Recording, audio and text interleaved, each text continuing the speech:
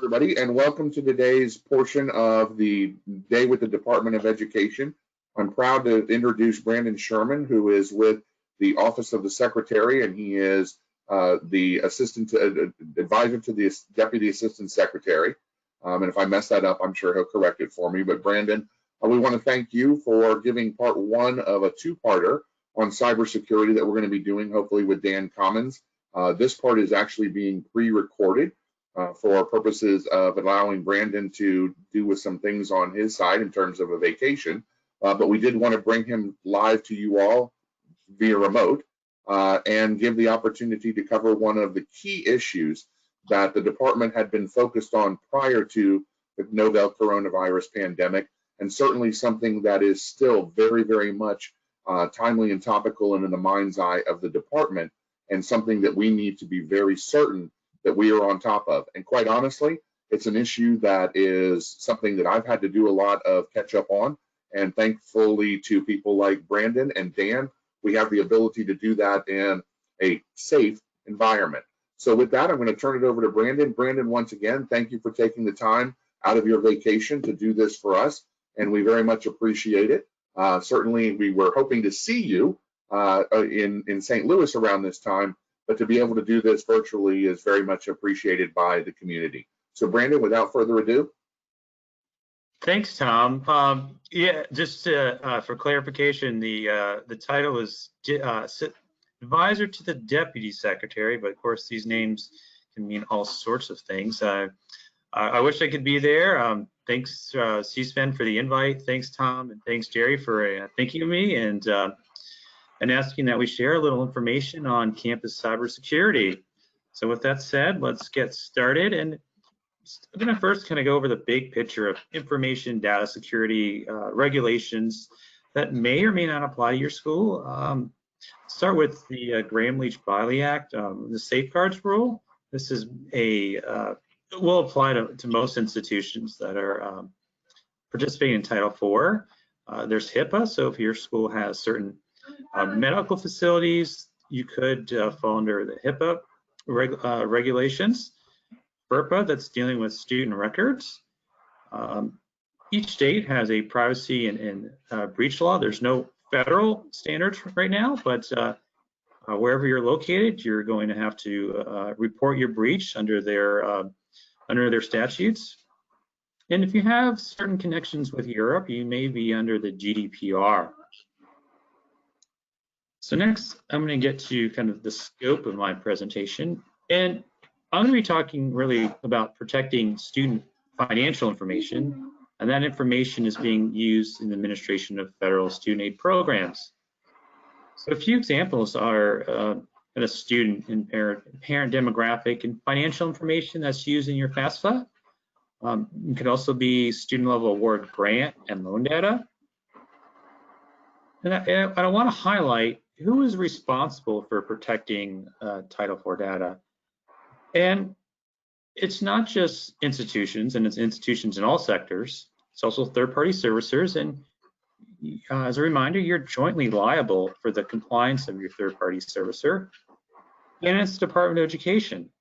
The department takes its role very seriously of the trust that student borrowers provide to the department, and we do our best to ensure that the information that's submitted is protected.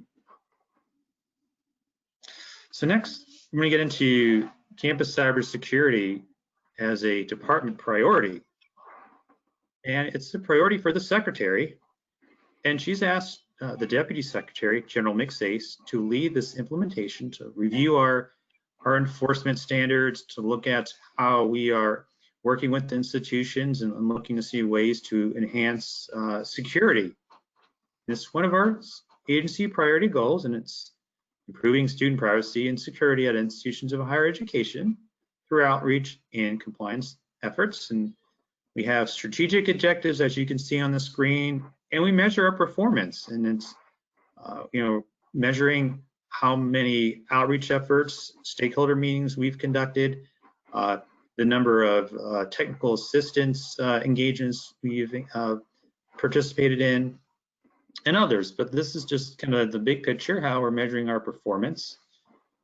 And here's just some recent developments within a department. And before I go further with the recent developments, I just want to share just a quick story or two on just how this is cybersecurity is impacting institutions. And just recently there was a ransomware attack, a rather significant one, at a large research institution in the Midwest, and thousands of student files were potentially compromised. And because the school contacted the department to report the breach, and they worked with the department in terms of ensuring that we could protect their files, the damage was minimized. And that's why it's so important to work with the department. And so I just want you to know that the department is here to work with you, and it's not just a compliance regime that's looking to sanction schools.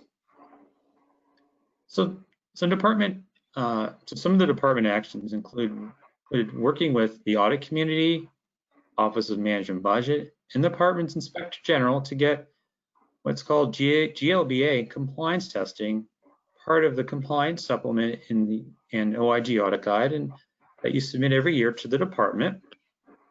We've increased our technical assistance, and we're continuing to meet with stakeholders representing all sectors, major higher education organizations, auditors, cybersecurity experts, to discuss possible new approaches to the way we use our oversight authority, to the way we provide technical assistance, to potential new requirements. And it's really important that we understand what you're seeing on the ground, what some of the burdens that you could be facing, and as we consider a potential new approach.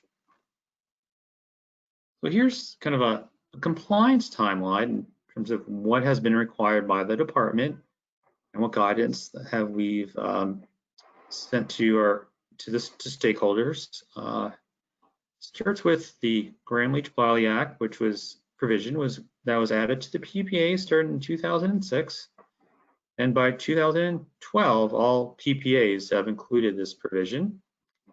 We've issued 2 Dear Colleague letters in 2015 and 16, which discuss the SAG enrollment agreement, the breach requirement, notification requirement, the GLBA, something called NIST Special Publication 800-171, which I'll get into a little bit more lately. And some of this was just sharing some best practices, but also reminding institutions of these new requirements. To provide more information on the GLB audit requirement, we sent an electronic announcement out in February to describe what it is, what happens if you have an audit finding, and how we can work with you to ensure that the information is secure going forward. So next, I'm going to get into the statutory authority for cybersecurity oversight, and it comes from the Higher Education Act. It was added in the reauthorization of 1998, and this was added to deal with the electronic FAFSA data and to ensure that it's being safeguarded. And the statute is pretty straightforward, and it emphasizes the safeguarding and maintaining of reasonable and appropriate administrative, technical, and physical safeguards, and of course is to ensure the integrity and confidentiality of information. So this is the title for student information that you maintain or send to the department. It's covered under the statute. But what with FSA enforcement, we really connect the cybersecurity obligations or failing to meet them with the administrative capability regulations. And as you know, to participate in Title IV, you must maintain appropriate institutional capability for the sound administration of Title IV programs. And there is a requirement that within the administrative capability regulations that your school maintains adequate checks and balances in a system of internal controls. And this is in your PPA, this provision, and in the PPA, we also state that the Secretary considers any breach to the security of student records information as a demonstration of a potential lack of administrative capability. So this doesn't mean that you have you fail to perform all the risk assessments that we'll talk about later, that you're now no longer have administrative capability, but it just tells us that this may be a way of demonstrating that you don't have the administrative capability. So it just goes to the bigger picture of demonstrating administrative capability. And when we receive GLBA audit findings, or we see some form of non-compliance, we think that you can't have a system of internal control unless you have adequate cybersecurity. So that provision in the administrative capability regulation, speaking to maintenance of adequate checks and balances and systems of internal control, we see that as meeting cybersecurity, and the auditor community has cybersecurity and their standards now. So kind of the main requirements for cybersecurity are under something called the Gramm-Leach-Bliley Act, and which was enacted in 1999, and it requires financial institutions to provide customers with information about privacy rights, practices, and also it tasks the FTC with implementing security safeguards. As a result, the FTC released their safeguards rule in 2003, and it governs financial institutions. And because of the schools' role in administering Title IV, and also and sometimes in debt collecting, and private loans, and relationships with donors, institutions are considered banks or financial institutions for the purposes of the safeguards rule, which is enforced by the FTC. And kind of as a reminder, regardless of what the department does, your school has an obligation to meet the safeguards rule, because the FTC has enforcement authority, and they can fine a school, or they could put some kind of conditions on the way an entity operates for not meeting GLBA. And for here, when I'm talking about GLBA, I'm talking about the safeguards portion. There's also a privacy portion, but that is not in your PPA. So here's just the main provision of the FTC rule. You can see it mirrors the Higher Education Act provision, 143E. Here's some of the general GLBA requirements, and this is under the current rule. It is undergoing rulemaking, and that is to maintain a written information security program. You have to designate an employee or employees responsible for coordinating the information security program. And I'll note here, this doesn't mean you have to have a chief information security officer. Just there has to be someone at the school that's coordinating the information security program. You have to identify and assist risks to customer information. You have to design and implement information safeguards program. You have to select appropriate service providers that are capable of maintaining appropriate safeguards. And you have to periodically evaluate and update your school security program. So as there's new security threats, or as your school may grow, you may have to update your program. So certainly keep that in mind. The next screen this is the provision in your PPA that mentions GLBA. So the other kind of requirement now is under your SAG enrollment agreement. And that's the agreement that governs your access to department networks systems, such as the NSLDS, or Common Origination and Disbursement. And when you sign the agreement, you agree to notify the department of a breach.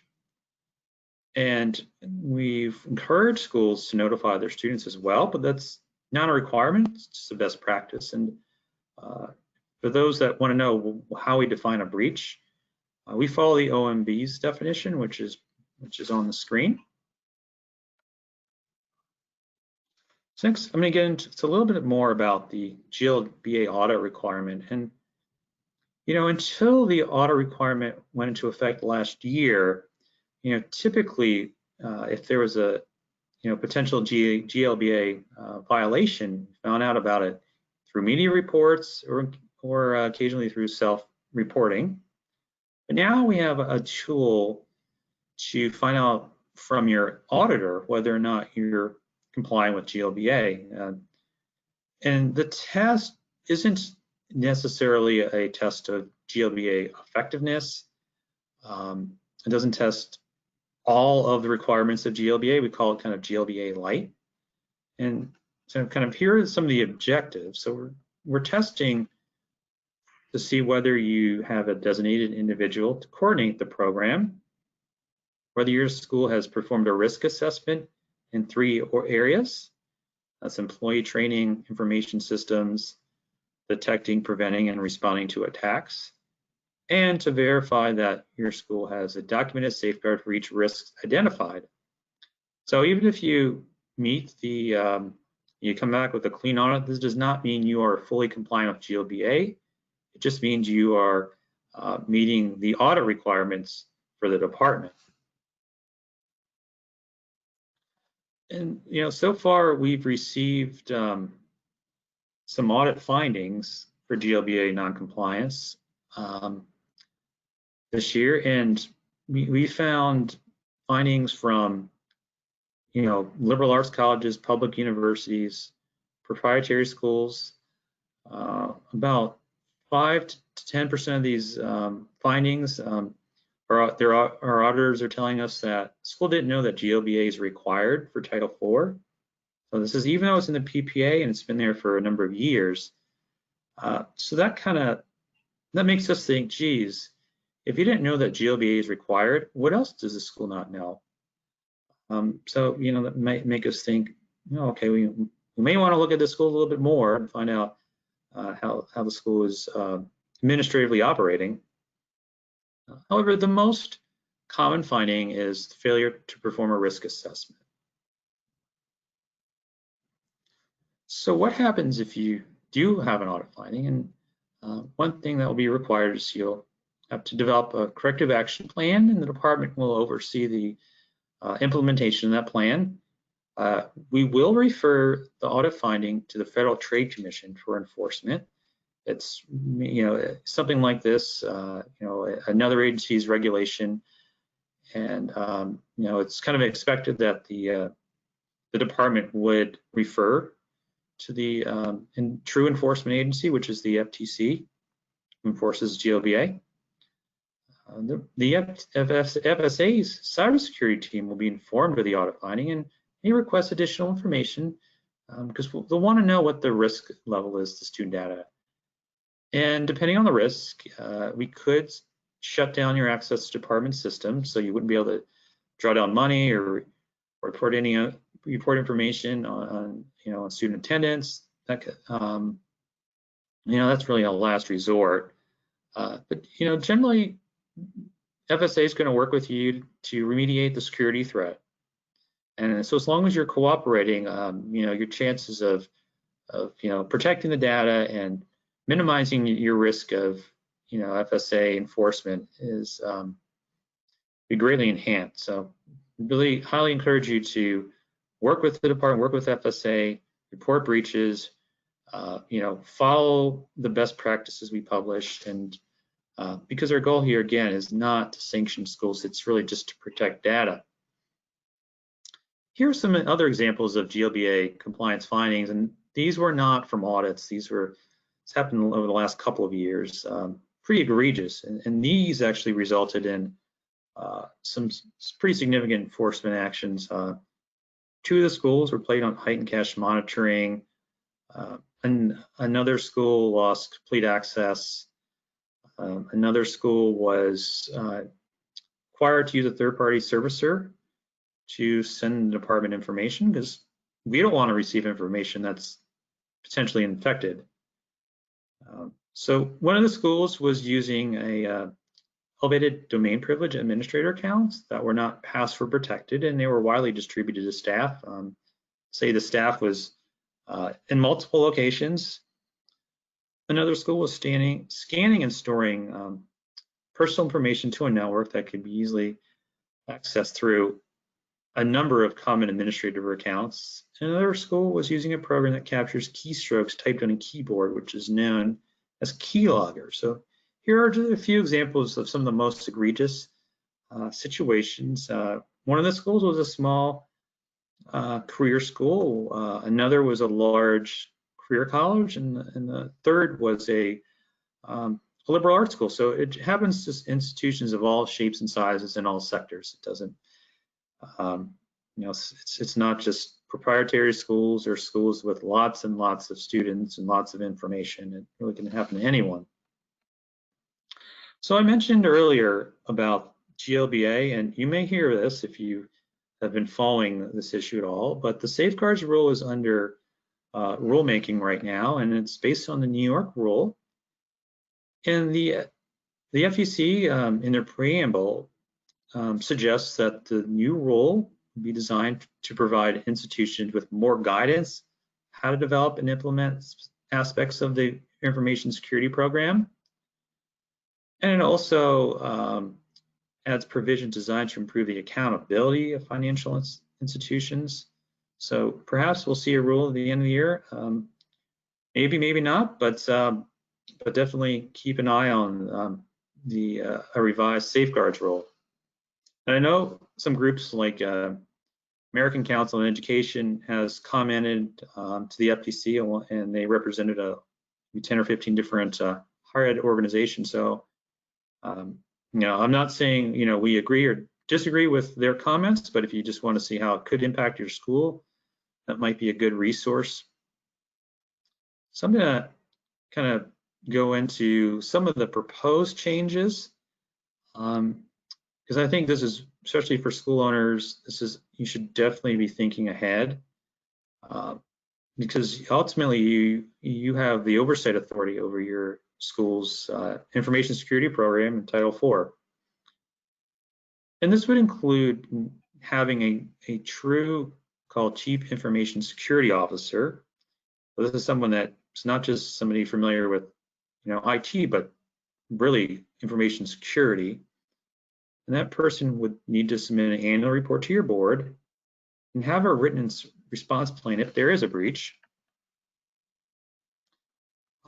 You would have enhanced security controls, and maybe some of these security controls you're already doing.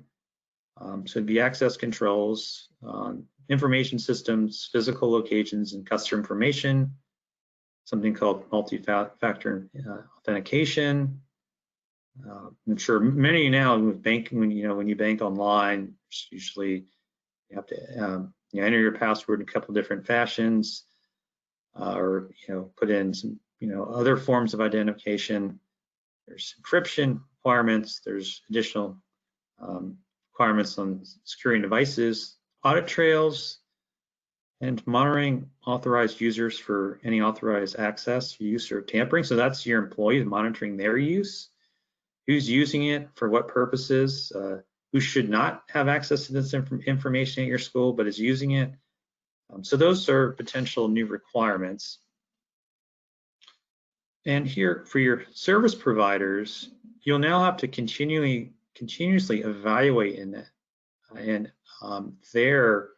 their compliance. So it's not just finding someone that can meet these requirements, but seeing how they apply their standards and how effective they are. And with employees, there's new security awareness training, and for your security personnel, there's enhanced training requirements. So next, and this is something the department is giving a lot of thought to, is something called NIST Special Publication 800-171. So the NAR, which is the National Archives and Records Administration, issued regulations a few years ago, and in those regulations, they said that any agency, federal agency, that shares CUI, and for our purposes, Title IV information is CUI, controlled unclassified information, non-executive branch agency, which would be a school, should enter into a formal agreement to comply with NIST Special Publication 800-171. We have not implemented this program yet. Most agencies have not. I know Department of Defense has, but we are required to, and are looking for ways to implement this program. So far it's been this 800-171 has been a best practice we've been sharing with schools, but we have not required schools to follow these standards. So what it would add is, and I want to add that the authors of 800-171 had schools in mind when they wrote the publication. So here's some of the new, they call security families. There's 14 of them, and then within each family, there's a whole list of specific requirements, and a couple I'll point out is physical protection, media protection, audit and accountability, access control. So this is a much broader approach to cybersecurity. And if the department requires schools to do this in some way, whether it's through a PPA or a separate agreement or some other understanding, we, department, would be required to enforce compliance with NIST 800-171.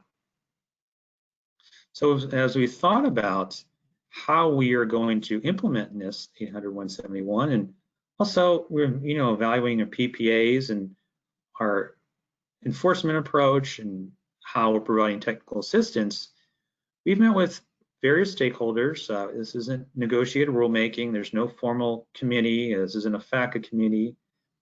Just had meetings with some of the major higher education organizations, institutions, and we felt it's very important to meet with schools of all sectors, the auditor community, cybersecurity professionals, and of course, attorneys.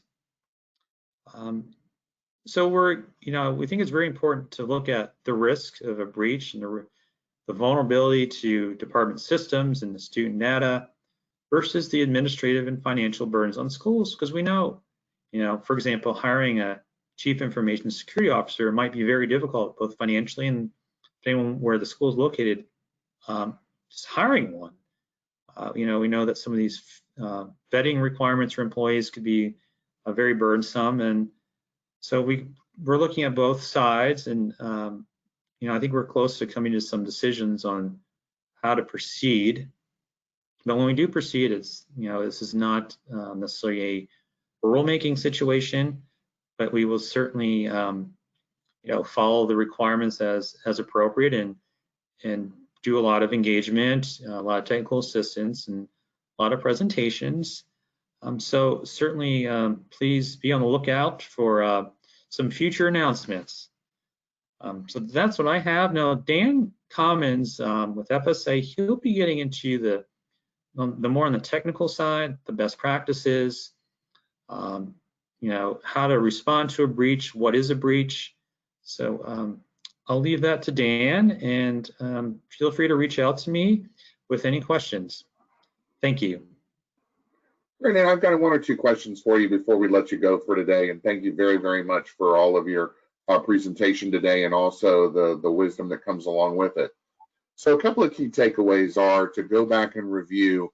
And on the IFAP page, there is a separate link that goes into cybersecurity, where a lot of this resources can be utilized. So obviously, I think everybody should become more familiar, not that they aren't, but even more familiar with that information.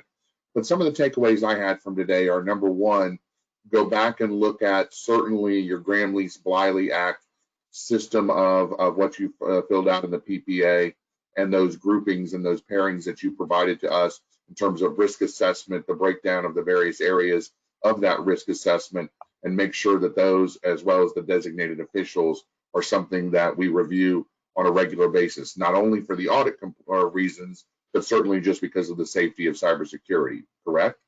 Correct. And we're working on providing more information for auditors, because the auditors are telling us that they don't know how to audit for GLBA. This is a new thing for most auditors, and also providing more information to schools on GLBA compliance. So hopefully we'll have some information out shortly. But yes, the IFAB FSA conference, their sessions are archived, and we've done some very good ones on GLBA compliance.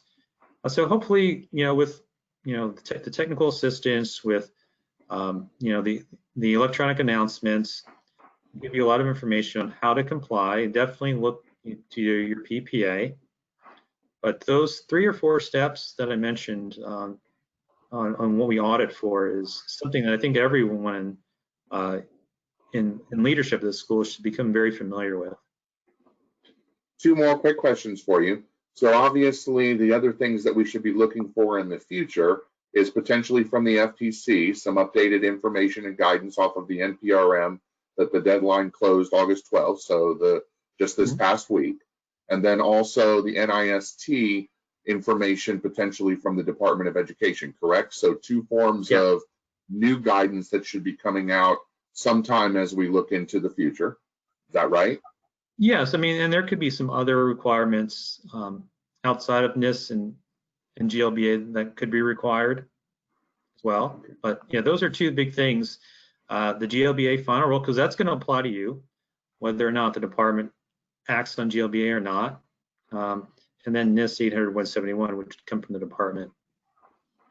And now for you and for Dan, how as we start to become more and more familiar with this, how do we reach out to you if we need more information or more guidance? We've obviously got the resources through IFAP, but can we, is there a way that we should be reaching out to you or others in the department with questions? Is there a place to go other than peppering or inundating either of your email boxes? Is there some other way to get access to assistance?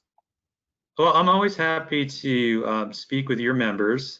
They can call me or email me at any time. You have that information, and I think Dan's going to share his as well. But FSA does have a email address and a phone line for technical assistance, breach reporting. That's an excellent place to go. Well, I thank you, and I thank you once again for taking the time over your vacation with the changes and everything that happened with COVID. We very, very much appreciate you taking the time with us today. We look forward to Dan's second half of the presentation on cybersecurity. As I said to our community, a lot here to digest, a lot here that I think that we can continue to improve upon our efforts to comply. And it's through the efforts and the help and assistance of individuals like Brandon and Dan that we can ensure that we do so. Brandon, once again, thank you so much for providing this information and the guidance. We will take it to heart and certainly, I'm sure, take it into development of additional risk management plans and assessment of where we are. So thank you very much for your time today. Thank you, Tom. Good to be here. Take care. Have a great day. Thanks, Tom. Stay